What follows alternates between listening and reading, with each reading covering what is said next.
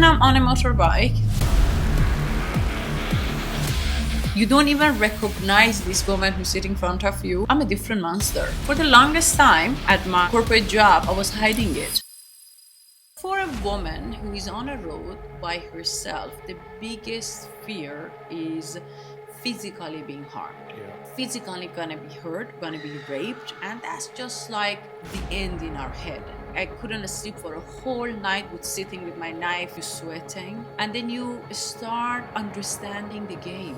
What do you need when I'm dead? He was like, ma'am, if you're dead, we need to have body first. There's a Chinese biker for the last 2 years, there is no body being found. Nahi madam, rule hai.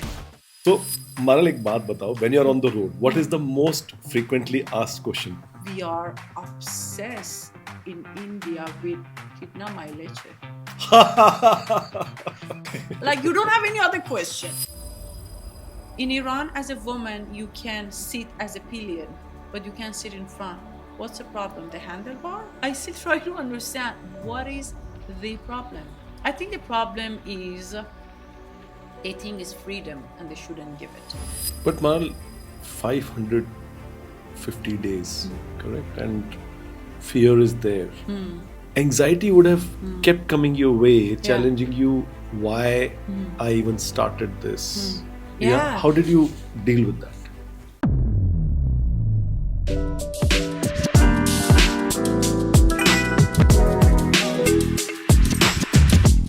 Most of us freeze when we face fear, but our guest today decided to accelerate. Our guest today had a dream to go around the world on a solo bike trip, and she made it happen. She traveled across 64 countries, traveled for more than 100,000 kilometers across this journey, and continued this journey without any anxiety coming her way.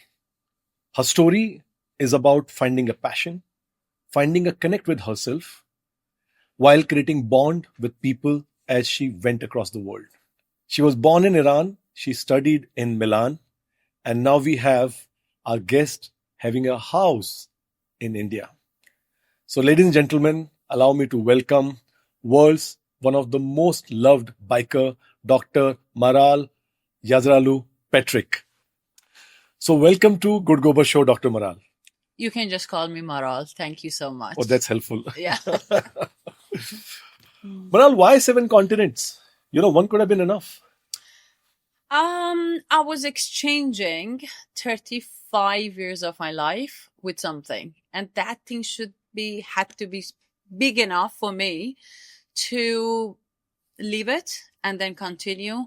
1 continent wasn't big enough. Even 5 wasn't. Even 6 wasn't. But 7 continents was something that, it just gave me chills and fears.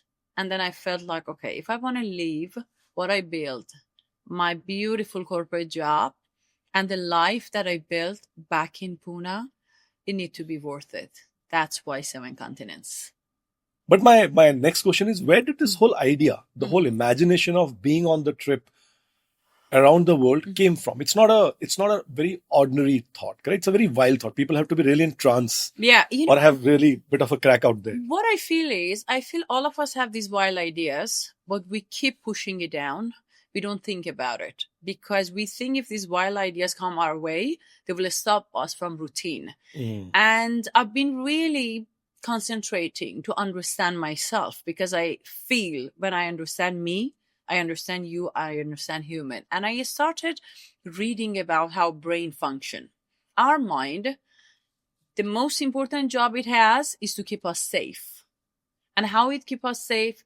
To keep routine. And what is the routine? You wake up in the morning, do your thing, have your coffee, go to work. And breaking that is a hard thing to do. That's the reason I'm going to say it's not only me. You do have your dreams too. Plus, you have those wild dreams too if you don't push it down. For me I have a very adventurous mother.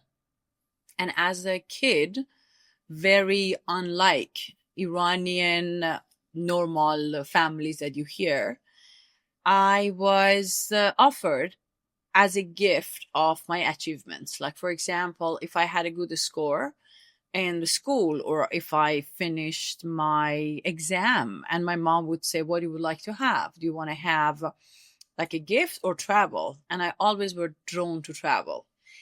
And that was something that I always thought that is a treat, is some gift to my achievement. And when I was 35, I thought that I'm exactly in the middle.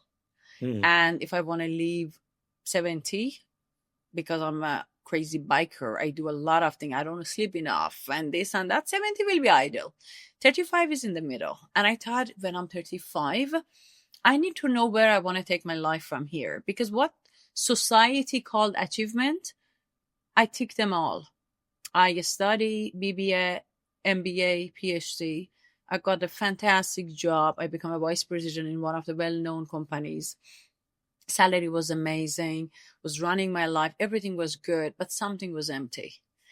And traveling always gave me that little answer to why in my life. And I wanted to travel. Before I go around the world, I did travel to 67 countries, backpacking. And I had a taste of it. I know I really liked it. And then biking was introduced to my life, which I never ever knew how much I love it, because Iranian women are not allowed to ride a motorbike. I never developed that love before. When I saw it and sat on it, and yeah, you're sitting right in front of me with a Harley-Davidson. I am wondering what they would have imagined this interview to be. Yeah. Correct? Yeah, but that's the brand who actually got me to biking. Yeah. That was my first motorbike. And I always say, these guys are the one who made me a biker. And that's how I put biking next to traveling. And then I came up with the idea of let's travel the world. But initially was let's travel from India to London. Because that was easy. My mind could get that much of pressure. And I said, I can do it. 1 month, 2 months, 3 months maximum. Okay, 6 months done. I can do it. And then I was like, it's just going to be only maybe 2 continents. Let me just do a little more. And then I was like, okay, add another, then add another, then add another. Then we reached the question that you asked first. And then I was like, okay, when I'm leaving what I created in so many years, and I was really comfortable and I loved it, and power was amazing and money was great. If I want to exchange that, I need to exchange it with something which takes my night to sleep away, which actually did. For months I didn't sleep before I leave. Was scary. It was. Yeah. How was the planning? Just take me through the imagination of a tour. Yeah. In terms of continent by continent. Yeah. So first continent, what was the sequence? Okay. When you're saying about the research and about how the planning is done for such a trip, I have to tell you, you can know the basic, but you never ever know what's coming on your way. Yeah. And that was something which really excited me about this trip, because coming back from a corporate world, the idea of I'm not in charge was very interesting. And I'm a control freak, or I can say I was a control freak. I wanted to plan it, program it, reach it, achieve it, short goals, long-term goals, and do that. And then sometimes I had to learn to let it go. And that was perfect on my world ride, because my research was about what is that hurt me the most. What is that I cannot take it? And in that moment was weather. When it gets too cold, I can't take it. And you're talking about Antarctica also being a part of this. Yeah, but Antarctica is a continent that you cannot really put it on weather. The only thing I could do for Antarctica is to reach there what they call summer. There's a summer in Antarctica? There is a summer in Antarctica, which you don't see a sunset. Like there's like 3 o'clock in the morning, it still is a light there. And then it's just 5 o'clock in the morning, again is a sunrise. But then the weather, by then that I reached Antarctica, I already been a seasoned rider. Antarctica taught me a very important lesson of my life, and nothing else could do. And that was ego. And I am an egoistic person, or I can say I'm better now, I'm healing. But in the past, I would go out of my way to take care of that ego, to take care of that image that I created of myself. And I was keeps going 7 continent riding. And I knew that Antarctica has very strict rule for any vehicle or any engine to be touched on their island. I was adamant. I wanted to do it, and I wanted to go with my bike in one of the island. I found all my way. I had booked a fishing boat to get me and my bike to Antarctica, and the fishing boat never showed up, and they got $14,000 from me. And they never showed up. They never been responsible. They delayed the trip a week, 2 weeks, 3 weeks. And Ushuaia is expensive.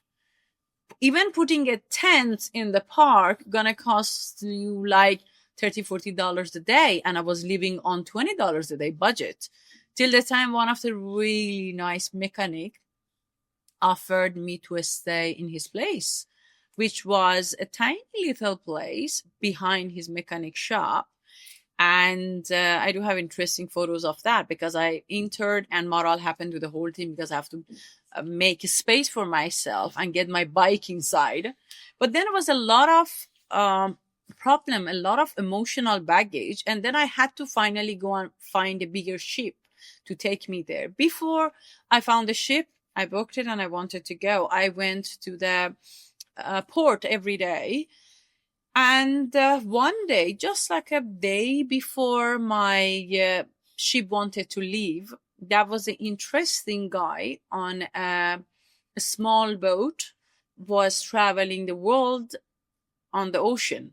And then he came back and he said, what are you doing here? I said, I'm traveling the world on a motorbike.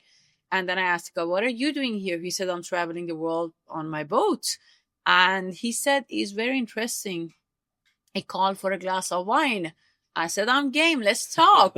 I love conversation. I usually say, I don't talk about my world ride, about how many kilometers I travel on the road. I usually talk about how many inches I've been moved on my mind and how many stories I heard. I love it. It can be like the mechanic on the road, or someone who making, coffee and chai on the road. I love stories. And this guy and me found, because he had so many questions and I had so many questions, like what is border on the ocean? Like, and fears was a different level. My fear is I'm middle of nowhere, 100 kilometers. There is no human being. But for you, at least I can breathe because I have oxygen. Correct. For you, middle of the ocean, nobody's there. And if you sink, there is not even oxygen for you. And when we were talking and I said, I'm going to Antarctica and I would like to take my bike. And he said, it's against the law. I said, yeah, but I just want to start my engine and ride for a little bit. And then he was like, why? I said, because I want to do 7 continents. He said, correct me if I'm wrong. You still will do 7 continents. I said, yeah, but my bike, he said, I bet your bike has a name also. I said, yeah, her name is Nutella. And then he was like, I appreciate that. I'm not a biker, but I'm sure that Nutella will not going to remember that if she been in Antarctica or not. And, but you guys going to be 3% or 6% of the world. But I going to tell you that 97% or 94% going to remember that you've been so selfish to take your motorbike to Antarctica just to maybe massage your ego. That hit me differently. And then I start going deeper down and understand I'm not doing it for the challenge. I'm just fooling myself to sugarcoat my ego, and taking my bike to Antarctica is pure ego. I had a word with Alex, and Alex said, Maral, I'm not a biker. I don't understand why you're so adamant about taking your bike there. Maybe because you made that the story in your head and you want to achieve it. Then I figure out we are in an age and days which everything goes viral on the social media. One post of me posting on my motorbike in one of the islands in Antarctica can invite thousands of riders to do the same. And the damages that going to be left, the footprint, was something that was against the rule of my world ride. When I started a world ride, my rule was harming no nature, harming no animal, harming no human. And that guy very correctly mentioned that with one act of yours, you're harming all the three. I got back and I really thought it was really hard because that was moral against ego. And I still wanted to do it. I still wanted to be that woman who done 7 continents. But then I decided to give this and request all the bikers of the world to start respect, rule, and regulation. And when you go to Antarctica, you understand why. You're not even allowed to go with your shoes, touch the land. You have to vacuum all your clothes, wear the gumboots, go touch that, the water they have there, that you have to sanitize your shoes to get there. You're not allowed to carry any bottle of water, any plastic, any napkins, anything with you, because if this fly off, as a rule, is not necessary they follow, but as a rule, anything fly off in Antarctica, till the time you don't pick it up, you're not allowed to leave. They will not... they are not allowed to put the garbage of the ship or whatever wastage on the ocean when they are in that area. This is how I did not put my bike on a land in Antarctica. And when now people said I rode across 7 continents, I always correct them. I traveled to 7 continents and rode across 64 countries, which is the 6th continent. But then I loved it because I felt that I'm finally learning the art of let it go, the art of accept whatever comes on my way. And this is the reason why I left everything to do a world ride, because it gave you the different sense and the different power to live like that. But by end of it, I think this kind of gaining that ability to say whatever comes my way, I deal with it, is the attitude. And when you start gaining that attitude, it helps you a lot. I'm not talking about biking or a biker. It helps you a lot as a human, as how you approach life and how you're going to take it forward. So we'll come to some of the specific continent and experiences. Just before that, if you can just share, was it a difficult conversation to have with insurance guys? Were they able to understand what you're really trying to do? When you are applying for life insurance, because we have bike insurance and life insurance. Bike insurance, you have it for India, but will not cover anywhere in the world. Country-wise, you have to get that insurance done. Good luck for you to gain any money out of it. That's another thing, another story. And it comes to life insurance. Life insurance, you have to make sure that you put it as adventure, because if that is not covered, you're not covered. And then when I had this conversation with the guy and I was saying, okay, listen, you have to understand the possibility of me not coming back is much higher than me coming back. Okay. And then I'm investing this, and how much the person gonna get it when I don't return. In a situation like that, what was the premium and what was the insurance cover? If I have to remember correctly, they have very different segments. I never ever knew. But I think for the one that I have chosen was something that I paid $60,000 covering 4 continents, because you have to do yearly. And then if you're, like, for example, something happened to you in the continent US, is going to have a little more expensive. And then I had it covered for $60,000. And if I manage and die, 2 CR would go to the person who I nominated and put there. And then we reached in a very interesting area, which, okay, what do you need when I'm dead? And then the guy was like, and I really loved it, because the guy was talking to me and he was like, ma'am, if you're dead, sorry. If I'm dead, if you're dead, we need to have body first. And I'm like, Are kya baat hai? if I'm going down in Andes in Peru, which there is no road, there is no nothing, where the hell to find a body? There's a Chinese biker for the last 2 years. There is no body being found. नहीं madam rule है body तो लगेगा I अरे body I said अरे sir कुछ कर दियो ना and the guy was like no you need the body and I was like okay if it's Taliban and they get me and there is nobody are a problem hai but only thing was very interesting in middle of the conversation exactly when the guy said madam sorry no you die I pay that was the insurance deal. That was a time it's really synced in. Yeah. That I am having a conversation with the life insurance guy over my death. And the death becomes so close. And that was a time that we just like, okay, I'm living for a dream, which the death is every minute part of it.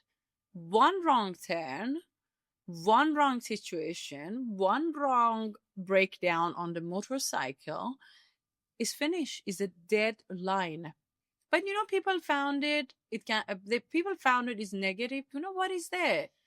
That was the best trick or mantra to keep me to live right at that moment, which meditation never could do for me.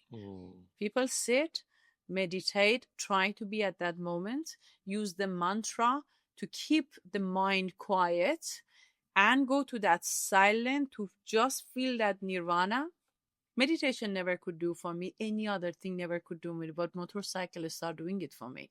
Because when I'm on that motorcycle, how really matters the issues, which if I'm not alive doesn't matter anymore. But Mal, I'm just thinking, like you said, that conversation would have really hit you, correct? Yeah. And the mantra it activated in your brain. And this is all happening before you had to get onto the road, correct? But I'm sure while this whole conversation would have got you into a different mindset altogether, correct? Visualizing fear or dealing with the fear, but the kind of journey that you took, I'm sure there would have been fears of many kinds. Can you just take us through what all you were getting fearful of and how did you deal with it? I just started realizing we all have fears and we have fears of different things. And it's funny, but I also understood the fears can be a luxury part of our life. Like when you're sitting in your house and suddenly you're scared and you're like calling somebody around you that you were scared. You don't have that luxury when you're in a tent, middle of nowhere, when you know the first human being might be 90 miles away, your mobile doesn't work, there is no signal, and your brain giving you all the wrong signal that you're really scared. And then because it's completely quiet, you hear your heartbeat, you're sweating, and then you start understanding the game, which you are like, okay, I can't do anything about it. What is the point of having a fear? Let's just go with it. I don't know what is outside of my tent, but whatever gonna happen will happen. Okay, that's a luxury of having fears. You don't have it when you are on a road. But for a woman who is on a road by herself, the biggest fear is physically being harmed. Physically gonna be hurt, gonna be raped, and that's just like the end in our head. And when I was on a world ride, I never wanted to put so much of thought to it because I didn't want it to attract it to myself. And I always was saying that, I'm doing good to the world and I'm going to receive that back. And that would give me some sort of belief and a strength to not focus on a negativity and just go on. But then I have places that I was in middle of the wild animal zone, which was so scared. There was places that was so many strangers around, and I was sitting with my knife and the pepper spray. I was the places that middle of nowhere in a forest. Guys were really drunk. But the fears were strong. Like I couldn't sleep for a whole night with sitting with my knife and this. And it did not, reality of what could happen to me did not really touch till the time that over a year ago, dear friend who I wasn't close to her, but we met each other in Leh Ladakh, and then we become close. We were chatting. I loved the girl because she was beautiful. She was amazing. She was strong. Till the time that I woke up to the news that she got raped in India. 7 men, 6, 7 men, and she was with her husband. And I immediately contacted her, and then the whole story, because I'm sure the people in India all heard it, because that was horrific. And that gave me such a fear. My whole ride was done, but I'm still back on the road, right? Yeah. But then, because that was a touch of the reality, that was just such a slap on my face that, listen, you were lucky, because anything could happen to you on a road. And I remember when I heard that, and I heard that news, I was shaken, and I was thinking about it. I was thinking about the pain. I was thinking about, and I had a conversation with her, and the police took good care of them, and everything was there, and they were going through that. I had a conversation with her. I told her, I'll send you my car and driver to take you to the border, wherever you want to go, because she wanted to leave. I said, I ride your motorbike myself. And she was like, no, I will ride my motorcycle myself. I said, are you physically fit? She said, Maral, if those guys think they ruined my life, I want to tell them their life is ruined, not mine. They are in a jail and gonna be there for a long time. I'm gonna heal. I'm gonna sit on my motorbike. I'm gonna continue reaching border, and I want to do that. And I salute that girl, because I'm a strong woman. I know how much I can take, and I'm considering myself extremely strong. But when I heard that statement from her, I was like, girl, you are made of something else. Because later on, I sent a message, how are you doing, girl? Are you okay? And then she was like, trying to forget. I said, no, that's something that you cannot forget. You can get healed. When you heal, you can be better. You can be okay. And you know what? That girl is back on the road. Wow. Crossing countries by herself. And sometimes I think, and I'm like, you know what? Because as I mentioned, that I love stories, I love to get inspired. And that woman is someone that inspired me. When I look at her post, and I'm like, she's in a tent, middle of nowhere in this world. You know what level of fears she's fighting with? Is unbelievable. And that's the ultimate. That's the ultimate for any woman to reach there. What was her name, if I may ask? Fernanda. Fernanda. Yeah. Oh, great. Yeah. You're in touch with Fernanda now? I am, yes. And anytime that I sit and I think and I remember all that, because she does inspire me. When I see all those photos and she's back in the tent, she's living a life, I just dropped a message, not often, but then I say, like, how are you doing and everything. And I have to tell you, she never been my best friend. I admire her.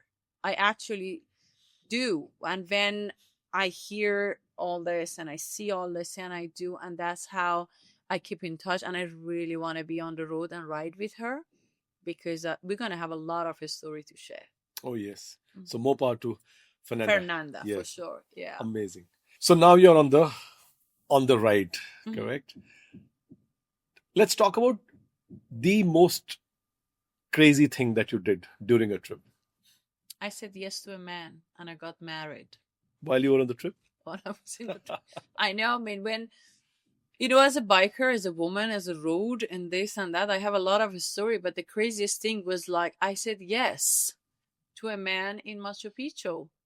And I was Miss Patrick after that. And I didn't go back home.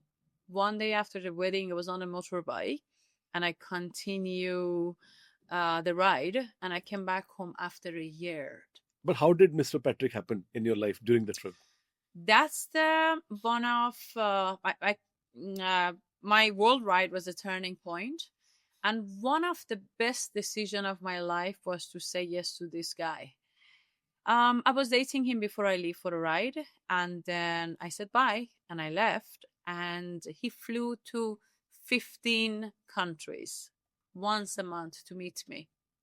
And that was a lot of, the love to give and commitment. And I remember there were places that he had to land, and he had 15, 16 hours to sit in a local taxi to reach me middle of nowhere. And he would ask me, is that anything going to get easier and better? I said, I don't think so. And then when he proposed me before I reached Australia, and when I said yes, he said, pick up the place. I said, but I never imagined myself with a white gown or getting married, because I was one of those kind, and I was thinking that love going to stop me from whatever that I'm doing in life, and I don't need it, because I think this is another really big topic. We as women wanted to have the freedom, and we think if we wanted to be committed and if I want to go to that direction, we are not going to have it. But this ride and life proved absolutely, the other side of this story. It's not like that. And when I said Machu Picchu, because it's a seven wonder of the world, and we get there and was okay. And I had one of the most beautiful wedding, and I loved Alex till today, which is 9 years past. I loved him every day. I choose to love him every day. And he is not there to tell me what to do. He's not there. I live my dreams, he lives his dream, and we share the path. And this is, I think, the answer to happiness for me, to being in a relationship with a guy. And was an adventure, yes, because it was like, okay, because when you hear the story of women, world traveler, they leave after they broke up with some in a relationship. Mentally, they really need something, and they go for such a trip. Mine worked exactly opposite. I left single and happy and came back with the husband and a baby. And a baby. And everything is, it seems like everybody like, no. That's the way. I'm like, no, it's the other way around. And I came back as a wife and a mother. So how about one of the conversations that you cannot ever forget during this trip?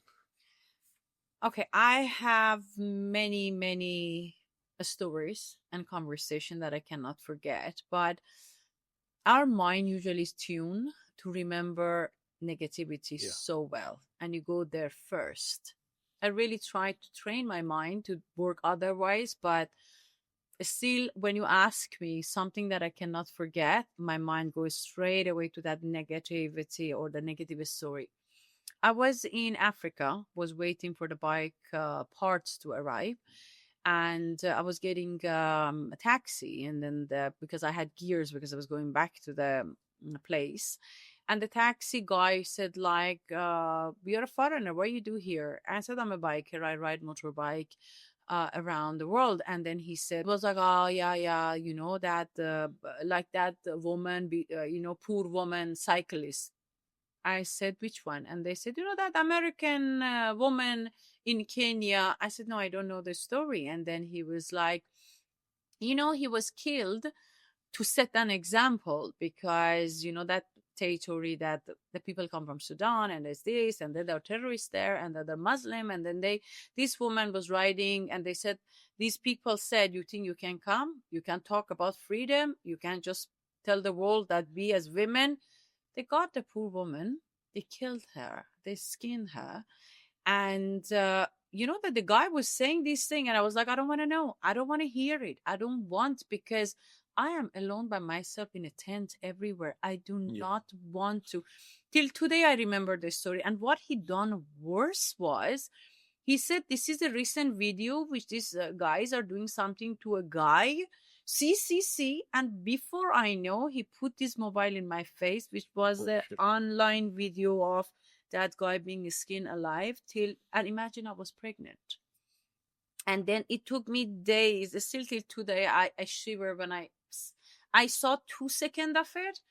And I felt like vomiting. And then that thing was in my head. And I had to really try very strong to wash it off. But it's not getting washed. And I always remember. And it's a very sad, story that the people actually getting killed for what they stand for. But then I just put it as life, as it's part of the life that they're bad or good or everything there. And I've been only lucky, and I'm very thankful to make it through such a journey and I come back home alive. Yeah. Yeah. But Mal, 550 days, correct? And fear is there.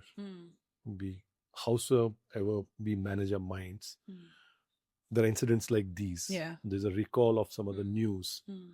It's there in the eyes of people, correct? You're there on the road.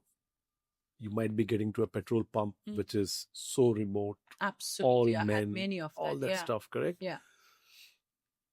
Anxiety would have kept coming your way, challenging you why I even started this. You had those moments of absolutely. Yeah. How did you deal with that?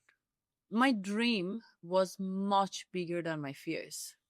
My dream was much bigger than my anxiety. And I remember in those moments in the tent, I would dream and close my eyes and see it like it's happening right now, that I'm crossing the border of Iran. And my mom and, the people who I love are there cheering me out. And then with that thought process, I would just pass through the anxiety. And I believe if you can imagine, you can achieve it. And this is the strength of our mind.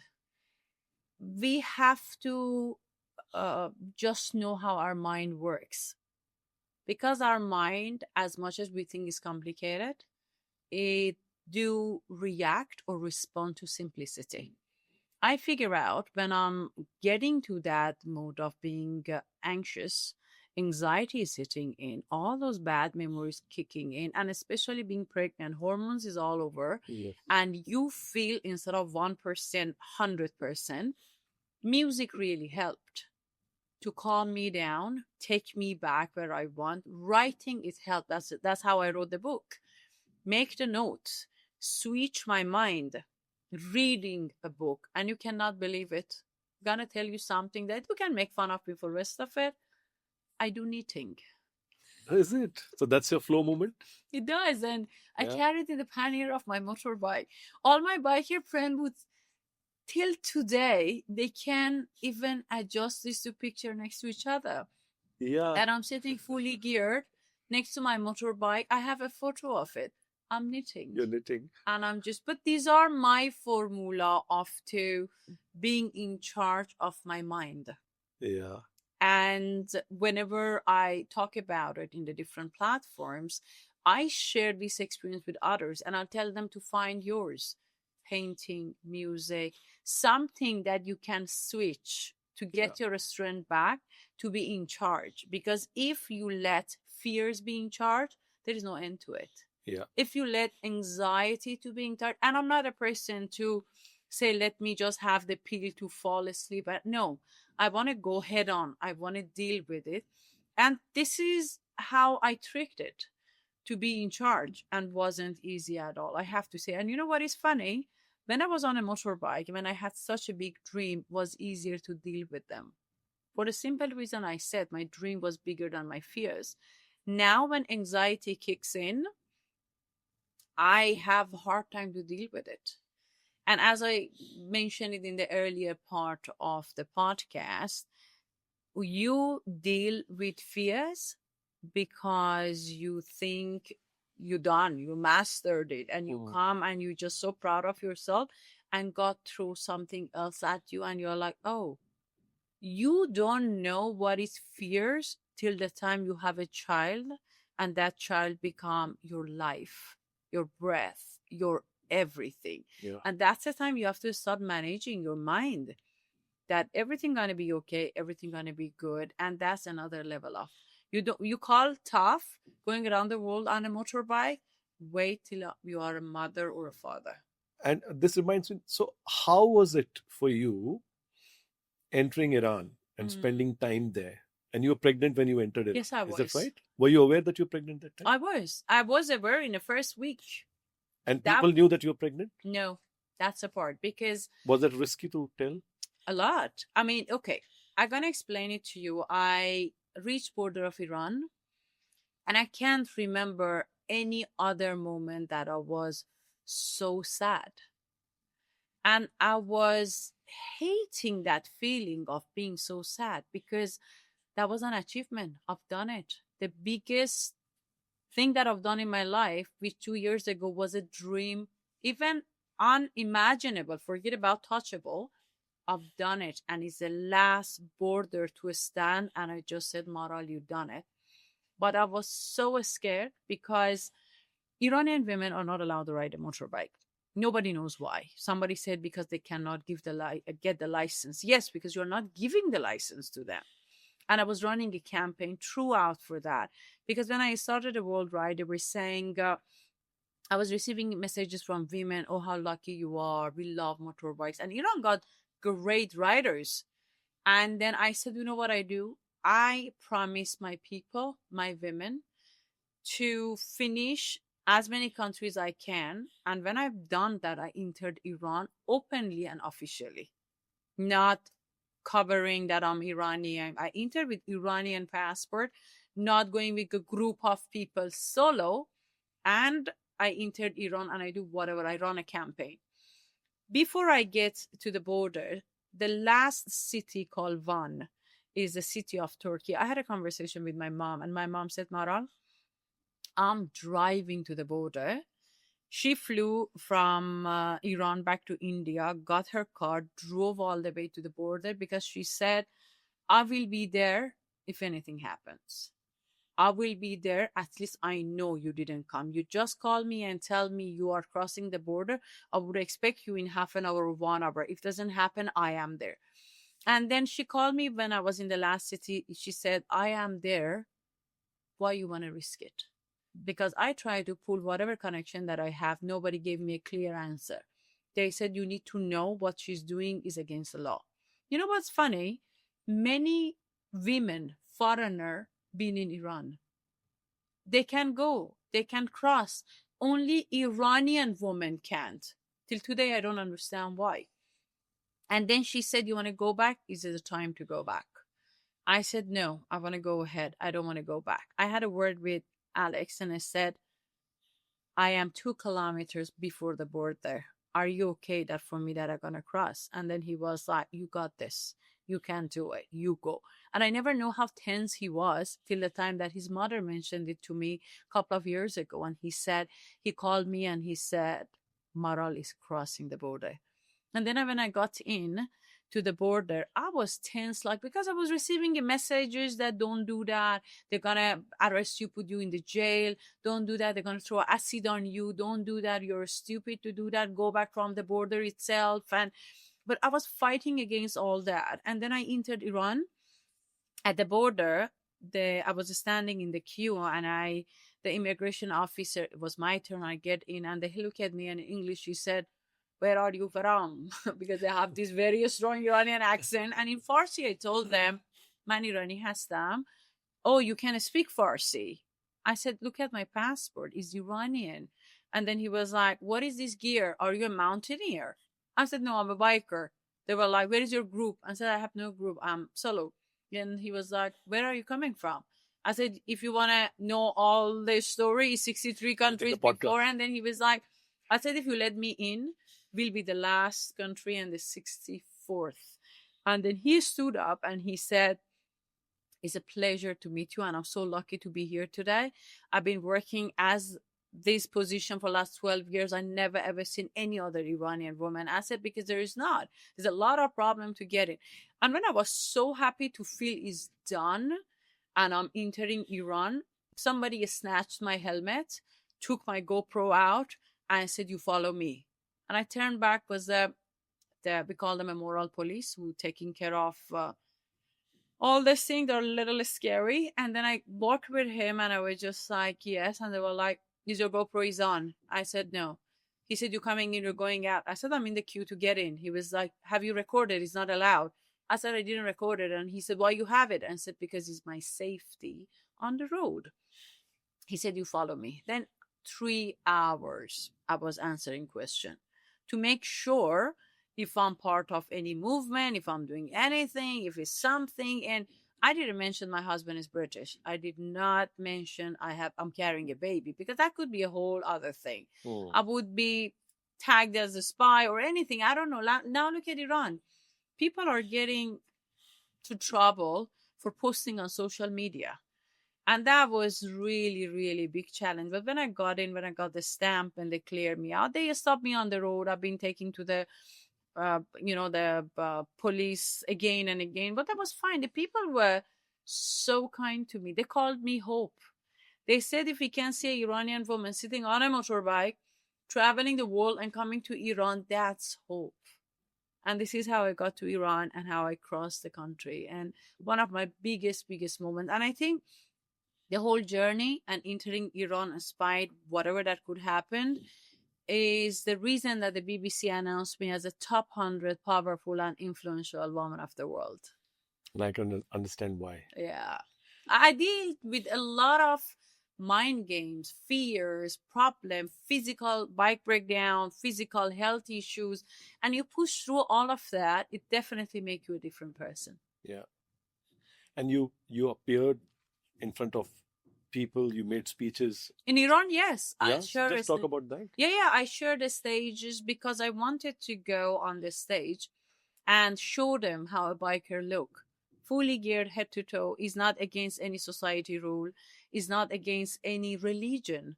I'm covered head to toe. When I put my helmet and gloves and boots on, you don't even see an inch of my skin. So just to kind of understand, you're not putting a hijab or something, you were putting helmet. When I was for those talk, I had the scarf on. Or I had my headbands on, or my balaclava, which I put it off. But the hair need to be covered. But now, after all this thing were happening, they're going softer. Women of Iran, after so many women being killed, trying to drop the scarf, not wearing it. But that time, it still was very strict, and I had the scarf on. But then when I was on the road, there was no scarf. There was helmet, balaclava underneath to take a little bit of my skin with the sun and dust. And then was like my gears, and I was fully geared head to toe. Nobody could even imagine is a woman on a motorbike. And I wanted to show them this is how a woman look like. And in Iran, as a woman, you can sit as a pillion, but you can't sit in front. What's the problem? The handlebar? I still try to understand what is the problem. I think the problem is they think it's freedom and they shouldn't give it. Because I just read it in the news that now they're trying to say Afghan woman does not need to have a burqa with 2 eyes be open. 1 eyes will do 2. Which I'm suffering to even understand why they're doing that to us as a woman. Why? And what it's gonna take you to move from that. I always say, when humans are born in this world, they're born in ground zero. Great. And they move from ground zero. I wasn't born in ground zero. I was born way below that. Or maybe that Afghan woman with 1 eye covered is below that. Or maybe Palestine is below that. But we weren't giving this similar chance to anybody else. We had to fight our way through, make it to ground zero, and then move from there. And I said, I didn't choose the start of my story, but I definitely gonna make sure how I write it, and this end the story is mine. I finished it the way I want. And from Iran, you came back to India. And for how long you were in Iran during this trip? 2 weeks. Because 2 weeks. Yeah, because I had to deliver the baby. And I had to be with Alex. Correct. And I came back to India, and 3 months after that, our baby, wow, beautiful girl, were born. She was born. Well, around the campaign that you did, Mm. let me know if you find this question appropriate or not. Mhm. Not seeking TRP here, Sure. but you've been to multiple countries, you've Mhm. been to multiple Muslim countries, Yeah. and there are a lot of Muslims in India here, Yeah. especially to the women, Mhm. Muslim women in Mm. India. What is the message that you'd like to convey? Let me tell you, I don't want to send a message to Muslim women. I want to send a message to human. Can be woman with any religion, can be the one which is little more limited, the men, everyone. All of us are born in this world and living through life. All of us have difficulties. All of us have limitations. My limitation might be tough for you to think about, or your limitation might be tough for another person to think about. Yeah. All of us need to know that we are so powerful. As long as we know it, we have the power of making changes. And that changes, like, look at me, Iranian woman, born in that religion, and born with the limitation the society give it to me. And I'm sitting here right today talking about something which is 1% of the world. And I managed to make myself that 1% of the world. I could do it now. If I can do it, everyone else can do it too. Because my superpower is only to believe on human power, which you have it too. And anything I know sometimes is to fighting harder. Sometimes you need to be more focused. Sometimes you need to fall 10 times, 50 times, depends on what problems you have to deal with. Never give up. I have this quote that I say, I never give up. And sometimes I question myself because it gets so hard and I'm like, why? Let me give up. But then I'm like, no, I love the result. I love the person I become. I wasn't born like this. Situation made me who I am today. Situation, because being strong is situational. Yeah. And I went through each and everything and I had no other choice because I didn't want it to have any other choice. I wanted to get what I want and achieve and make the story. And this is my story. And if I can make that a story, anyone else can do it. And my story is one of the very common one. Go out there, seek stories. They are stories which inspire me to live. People with zero chances that we have, they're making some changes. We when we were growing as a child, they would keep saying sky is a limit. I don't think so. Sky is a limit. I think your mind is the limit. The day that your mind said you cannot do it, that's a place you stop growing. To all human, make your life a story worth hearing. Otherwise, what are you doing in life? You're just coming, living a life and dying. That's not exciting. How do you deal with Mm. not having as powerful ambition now, unless you have one? How do you deal with having already done this and you got life ahead of you? My tagline for the brand is made of dreams. And I am a dream advocate. I said, if you don't have a dream, you don't have enough reason to wake up in the morning. And also, I have a very fair understanding of the rest time between the dreams. Whatever dream that I set and I felt and I imagined that I can achieve it, I've done it. And I believe when you have a dream, you need to have top of your tongue. Otherwise, you don't have it. Yes, right now, having a beautiful life with my daughter, with my husband. I go to work. I do my business. I wrote the book, coffee table book. I'm writing another one in a smaller format. I'm putting a documentary together. They're all exciting me.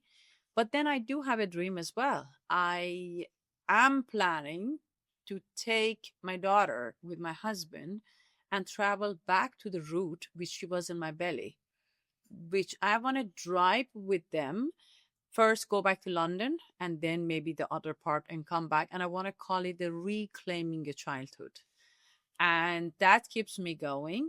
I have so many other one plan, all one by one, one by one. And I'm just in my resting time to need to earn enough money to plan everything and settle. And as soon as, and I become very good, I can sense it, I can smell it when it's a good time. I'm at it and I'm gonna go. That's the reason I don't live a boring life at all. And neither I have that vacuum or emptiness. I think I have a lot on my plate already. And just waiting for the second one. And soon you're gonna see me in the car training my daughter how to read the road from the map, paper map, making a fire, putting a tent up, something that we all done it as a childhood memory, and it's not exist in this world anymore. Yeah, that's what's gonna go, and I'm quite okay resting for now. Till the volcano comes back. They come back, and how? Were you harmed? Did you meet any accident, any injuries that happened to you during the trip? I wasn't harmed by others, but I had a fall right at the border of Laos. The bike was very heavy because whatever that I was carrying on it, and I had a problem with the stand of the bike. It would stand too upright. Oh. And because the bike was really tall for me, I would tiptoeing the bike. And then when I was standing on it, and then the stand was too high, and I felt that I'm not balanced. And then before I get my leg off the bike came down with the stand on my leg. Oh, so the bike was on you? On my leg, and my left leg. And my ankles got really hurt and swollen and blue, and I was hardly could put it on a boot. And yes, I did not have a leg for a couple of weeks. Okay. And you continue because staying stationary in one place is really expensive because you need to pay for the stay, for the food, for everything, and you're not moving. And I had the choice of dealing with my pain or stay in one location for another 2 weeks. And knowing me, I chose to move on. But, in a scenario like this, wherein your itinerary has moved by a week, 2 or 3, because I heard this couple of times that happened. Didn't this affect your visa timing, dates, etc., that you had applied to so many countries? That's the way that you're applying for visa. You always keep a buffer. And when you are known as a world traveler and already have 2 passports finished with the stamps, or maybe even if you do have a passport, you're already in that category, you always apply for the longer one. But it's not end of the world if your visa is finished, because then you have to find a way online or go back. And when you have enough reason, they'll extend it for you and then do whatever that is needed. And you need to know, as a world traveler, everyone in the world loves you. They always I was about to ask you, Yeah. do people understand, and across countries, and you've been to all sort of countries, developed, undeveloped countries, do they understand the concept of world traveler? They understand the concept of a person who is brave enough to want to know more, come to their countries and ask for stuff and experience it. Traveling the world, it's something everybody loves. There is even a person does not like to move from his house, would love to sit and hear your story. And for some people, you become a person who look up to make their own plan and travel. For some people, you become the one who live the dream and they want to really achieve their own dream. And for some people, you become a window to this world, really. And I never find anyone who not liking to know this story or even thinking about themselves to go around the world. Yeah. This is something that everybody want to do. It's an interesting thing to do. Of course it is. Yeah. Great. So now we will have a special segment. Okay. So in Good Gobar, and thanks to our podcast, we have started something called guest specific segment. Okay. See, I'm talking to in management style, like GS. I get it. Yeah. So this is GGS, Good Gobar Show. Okay. We have a GGS. Oh, done. Sorry, GSS. See, I'm already fumbling into this. So this is about your test in Hindi. Are you ready? How? Super. Ready? So सबसे ज्यादा काम आने वाली गाली. गाली के अभी मेरा शक्ल के अभी गाली के सूट नहीं है, मतलब वो high heel shoes and all. दूसरा question please. But how do you get it? How do you manage? Galis? It's not manageable. It's very easy to do. Yeah, ask people on the road. Truck वाला को, rickshaw वाला को, दूसरा वाला biker को, पूरा तुम क्या चाहिए अभी? गाली चाहिए? My accent is funny, I know, because As a biker, we are used to be connected on scalas. All my bikers would wait for a car to cross me, and I start giving MCBC this and that, and they were most favorite part of them. And then I can just go like, but then gaalis, and sometimes you come back from a long ride, you're sitting in a meeting, in a board meeting, and suddenly you're like, and they're like, you shouldn't say that. And I'm like, I didn't say that. It just happened. It just happened. I remember once in a meeting, I said instead of a square meter, a square feet, I said kilometers. And then they were like, news, you're back in the office, it's not kilometers anymore. And every 2 seconds, they say something, and I'm like, Garik, yeah, I means that wasn't the right thing. But gaalis really helped me.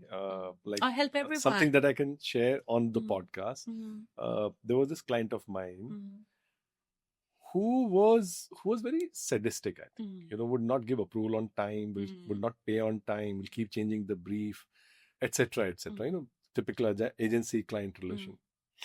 So I saved her name as Chudel. Oh, you understand Chudel? Yeah.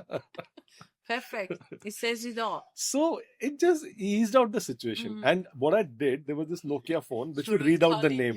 So it'll say Churel, Churel.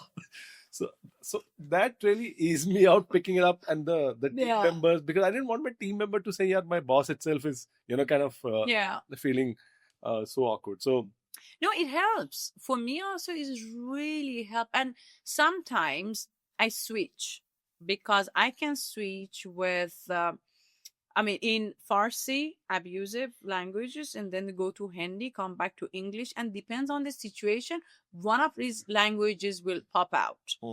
And the Hindi one, and some of the Hindi gaalis, now there's a science behind it.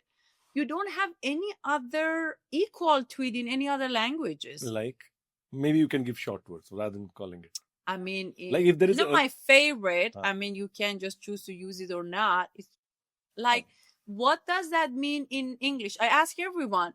They will say stupid. I said no. No. They said the emotion is not. AH. I said it's not. And I said cover everything.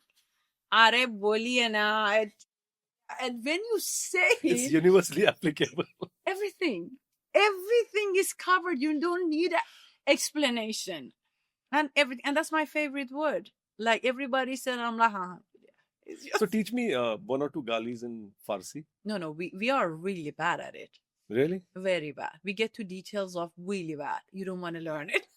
No, like in our gaalis, there is this the lady on the other side, and then there's a suffix to it. Correct? So MC, BC, etc. We have the same also, but with more details. I can get into it. Okay, we'll skip this one. Okay. One एक देसी जुगाड़ या hack जो सिर्फ India में चलता है, like मैं के फिरंगी हूँ, वो ऐसा कि नहीं समझ के मैं पूरा के हिंदी पढ़ा है और कोई only थोड़ा सा blink कर दियो और थोड़ा सा उस सफेद वाला skin है ना. I said excuse me, works for everything completely. So which nationality do you quote for yourself? Which one? So somebody asks you which country you're from. Do you say Iran or you say German? No, I don't. I usually depends, because sometimes I said I'm half Indian, and they said which half. I'm like this half. And some of them are like matlab. I said Indian half. Or sometimes they said Iran. Sometimes it depends on the situation.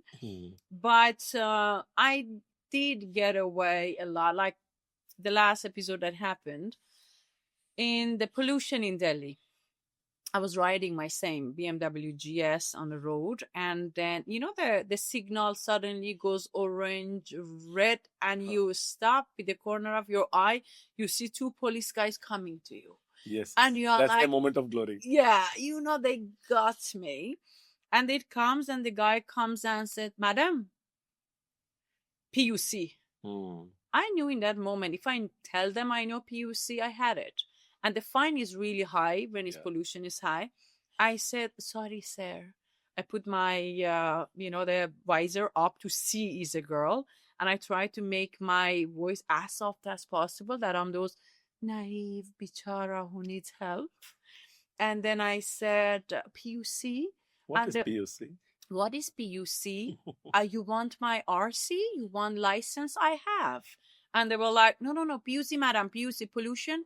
I said, it's a good day. You are telling me go home because it's not. And the guy was like, madam, PUC, I get it. I said, do I need to go to the police, office? And they were like, madam, you jao.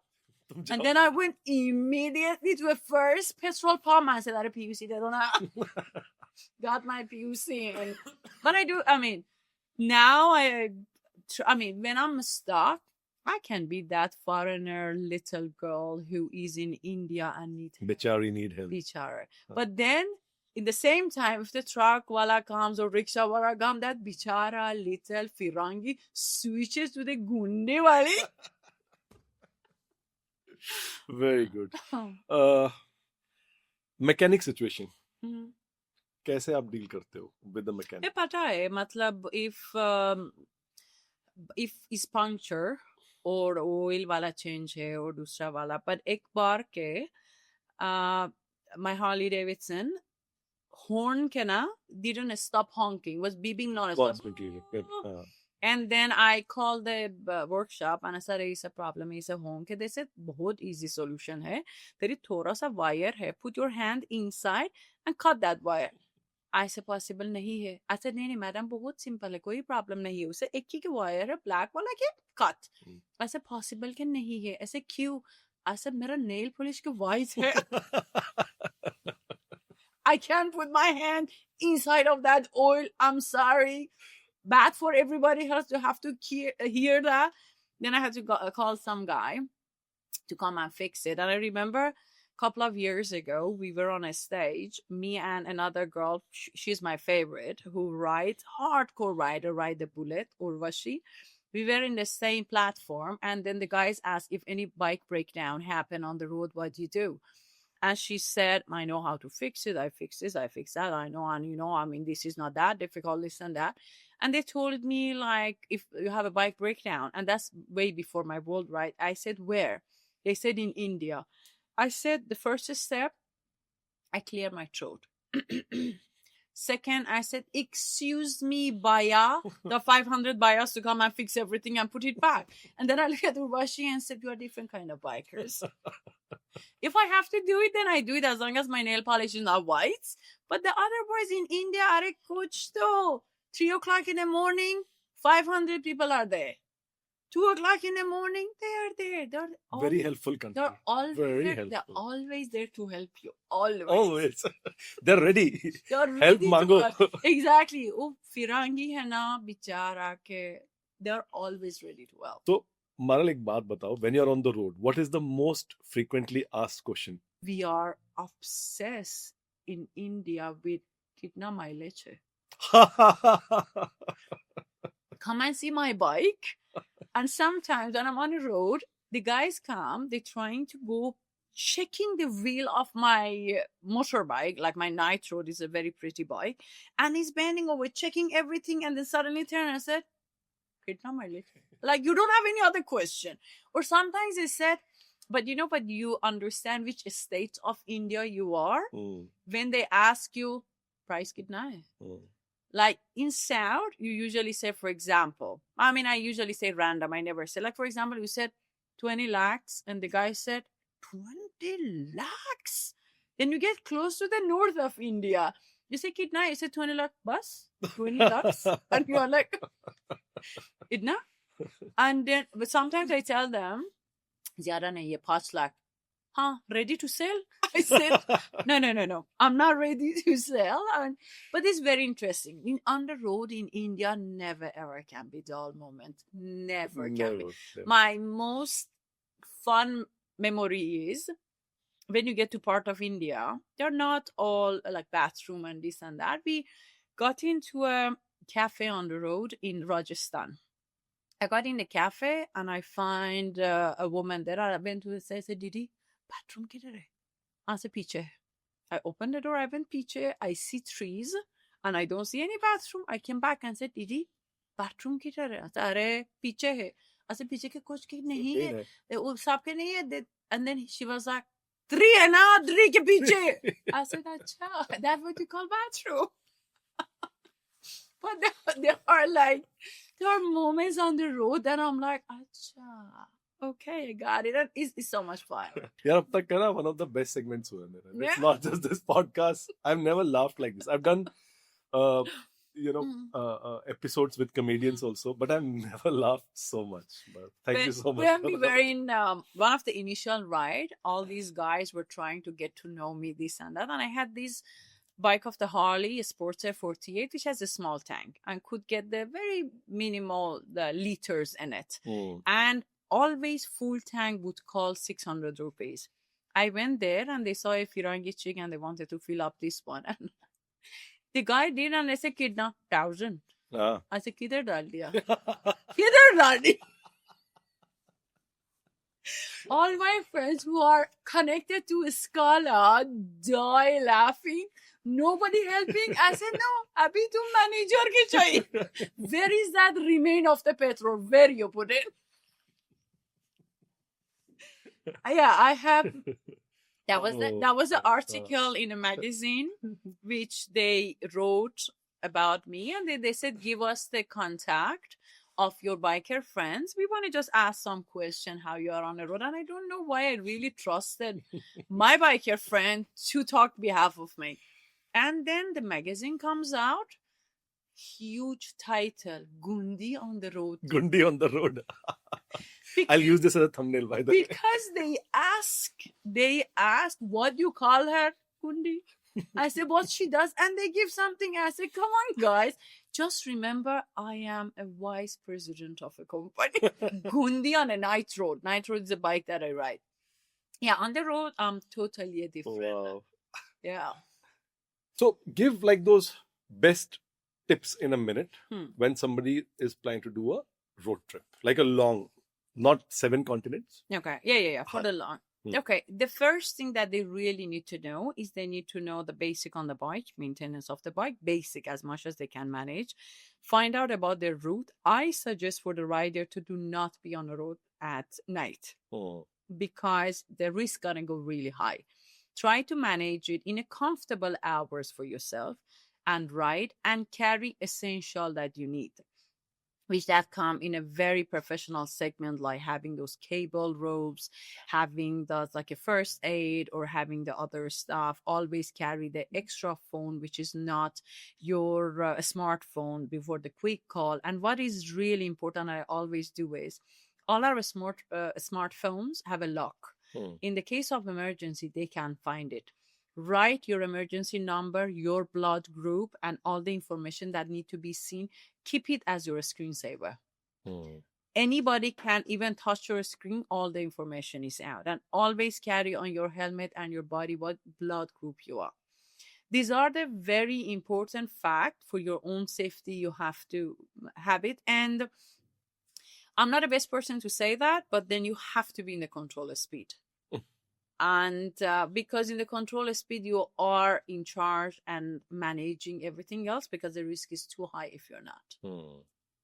Okay. Say, suppose if I have to do from here 1,000-kilometer trip, like something from here to a Delhi. You want to do it in a day?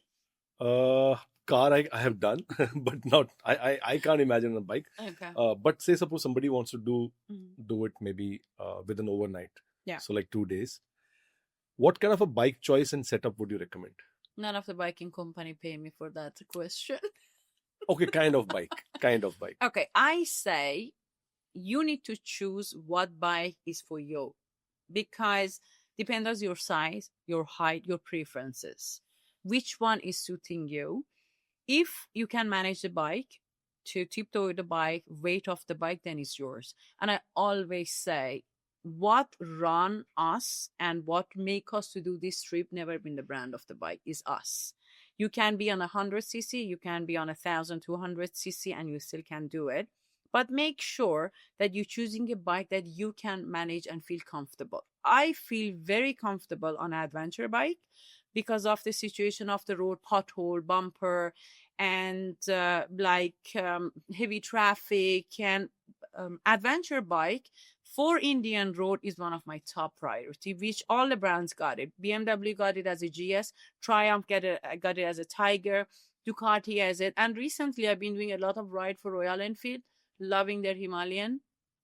Really good bike, 450cc.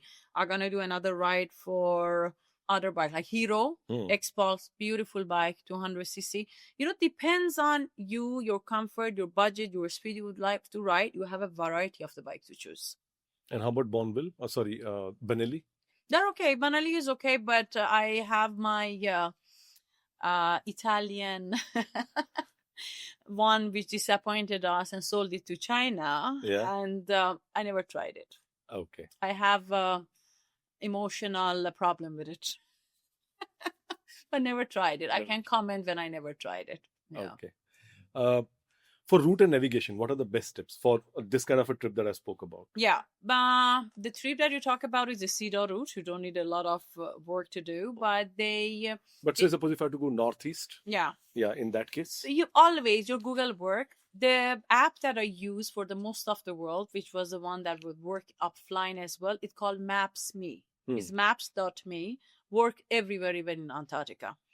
And I was quite happy with that. Google Map also quite happy. But the best thing you want to know on a road, where to stop, where to go, which route is scenic and all, get in touch with a local. Those are the ones who know everything around it. And in India or even outside, my best route finding was local. A stop to have a chai, truck drivers, tell them what is the road, what is the head, how it is. And they are so good, they help you a lot. Use human information. Amazing. Safety tips while riding in India. And not just for women, for any rider. Do you have another 5 hours? Huh? Okay. Because as soon as you put India after safety tip, I have to get to details of. I understand. Being fully geared is the most important thing because you are dealing with the most dangerous thing. You need to be fully geared head to toe. And no question asked. If I see a rider on an expensive bike without gear, I don't count him or her as a rider. This is the most important thing.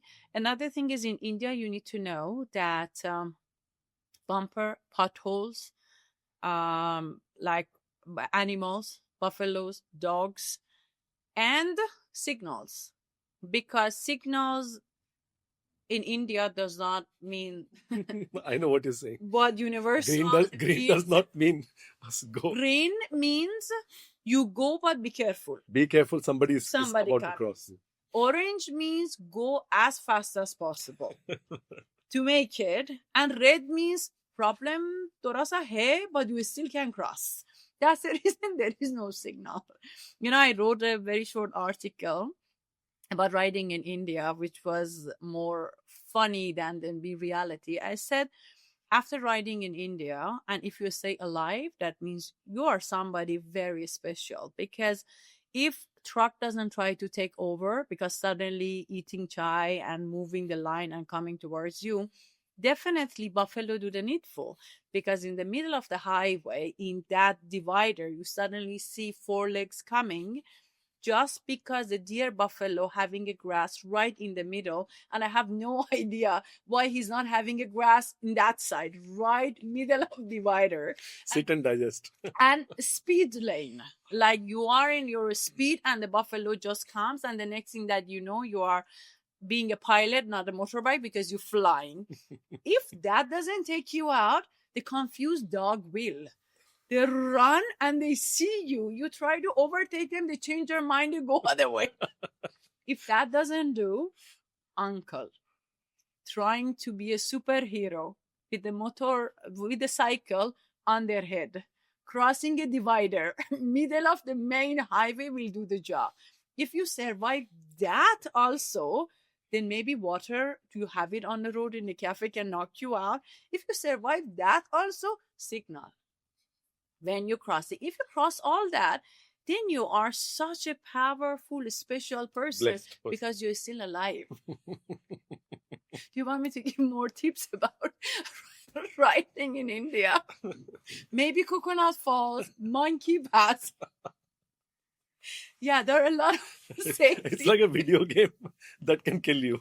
We had as a kid that little rabbit crossing the road. When I sit on a bike here, I'm like 007, put the helmet on, all the things that can kill you. Yeah, there's a lot of safety point in India. There. Wow. Yeah. Okay. Your prayer before the ride. Depends on the ride. I know which god I have to talk to. You also have multiple gods? I have. I believe on everything which gives me a good feeling. I have a Ganeshji's tattoos in my hand. I have my own guide. I have my own things. And, and I'm serious. I do prayers before I go, and I just do that, and I do all over myself on the bike. And You also have that nimbu and mirch. I have everything limbu mirchi I have a black tikka. Is it? I do everything because depends on the bike I ride. Harley-Davidson not gonna like what I say, but the thing is, when I'm on a Harley, I enjoy my ride, but I need a really strong gut to stop that bike because the brake doesn't stop. And then I do the prayers, I do everything else, and I'm very fine with it. Buying my motorbike, do all the puja, and then you have that day in India to just pray everything that you have. I do all of it. Then I have all these little things from mandir. I get it and I put it there. And all temples, all mandirs, everything.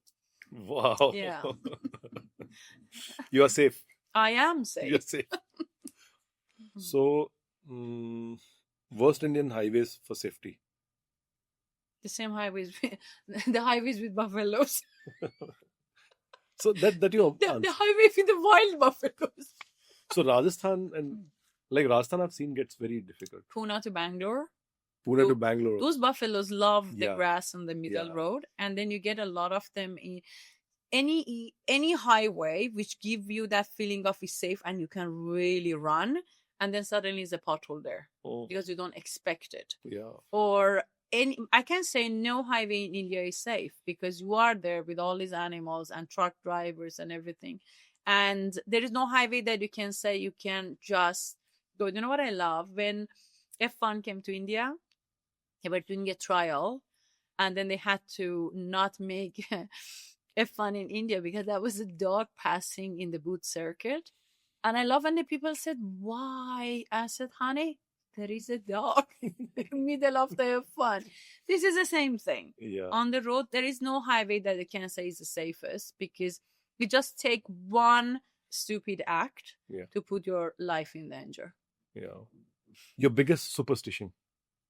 When I see a dead animal on the road, I pray for his or her soul to go back to the right things, and then I pray for all the safety, and then I do round everybody, and it takes me 15 minutes after seeing a dead animal. And usually if it's 2 animals, then half an hour of my ride is gone. Yeah, I do that. So Australia, did you find kangaroos dead on the road? I saw plenty of them. They told me I have to be very careful because that kangaroo can kill me because they run at night and are huge. I've seen 1 or 2 on the road. Yeah. And I've seen they have this very interesting practice of NGO that comes and checks the pocket in case there is to see the baby. The babies. Yeah. Is that. But they're huge kangaroos. When they stand up, they're taller than me. Yeah. So, and I was driving actually a camper van, and it gets scary, especially in the night because it's dark. It just kind of show up. I couldn't ride at night because if I would hit one of them, I could really hurt. Of course. I mean, you can die. Yeah. Because with that speed, you go to something and it's like. Yeah. Maral, it was amazing. It was amazing. It was one of the best podcasts. It's been a journey. It's 1 year that we recently finished shooting for Good Gobar show. We just now finished. We just now crossed a milestone of 100,000 subscribers. Oh, wow. Yes. Yeah. And I have to tell you, it's as a host, there is always this what's next. Today, for good 20 minutes of our shoot, I was not worried about what's next. And I was just enjoying the humor, the story, the narrative that's coming in. I love and the energy that you carry, the no hold bars attitude you have, and I'm hoping that I become so much like this. I want to be expressing myself, sharing my experiences, without any filter, like how smart you do it. And what I also like is that you don't get carried away. You know where to kind of... Because I think when you're not scared of being judged, Yeah. you just be 100% yourself. And I think that's where I am, because anybody says something and I'm like, yeah, I am that too. Any angle you want to look at me, and I'm not even worried to be judged. Yeah. What do you want to call me, Max? B plus?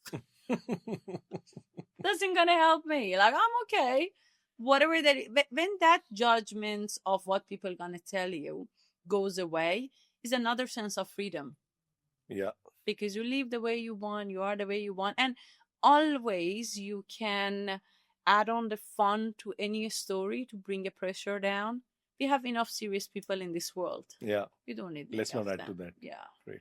Well, thank you so much. Thank God you. bless. Thanks a Such lot. a pleasure. Thank you. Yes. Thank you. Cheers.